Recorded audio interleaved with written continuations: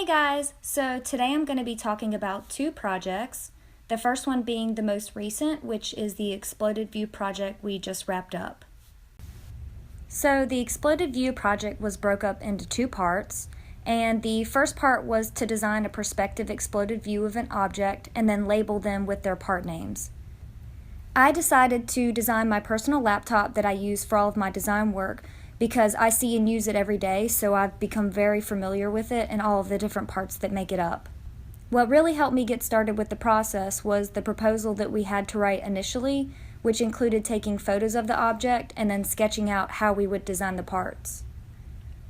After my proposal was approved, I dived right into Illustrator and started designing the basic shapes that make up each part of the laptop. I started off with the keyboard since each key is a perfect square, and that way I was able to make sure that I had the right proportions. After I designed the keyboard, I worked my way out to the next parts and then used the keyboard as the size basis to make sure that all of the proportions were right.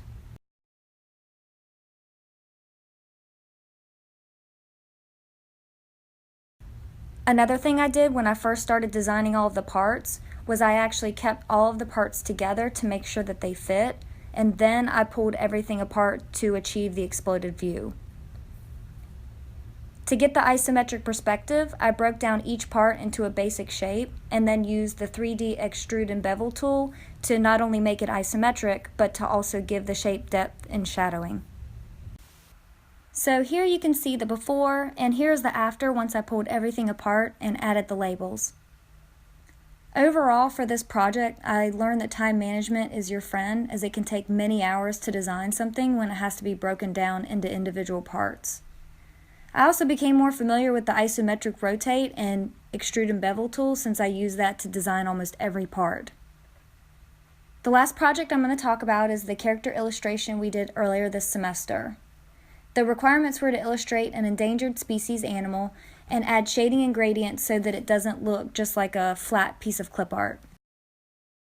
For my animal, I picked a Siberian tiger since they're one of my favorite animals, and I also picked this to talk about my presentation because before beginning this project, I was really nervous since I had never done an animal character before in Illustrator, but this actually ended up being one of my favorite projects this semester.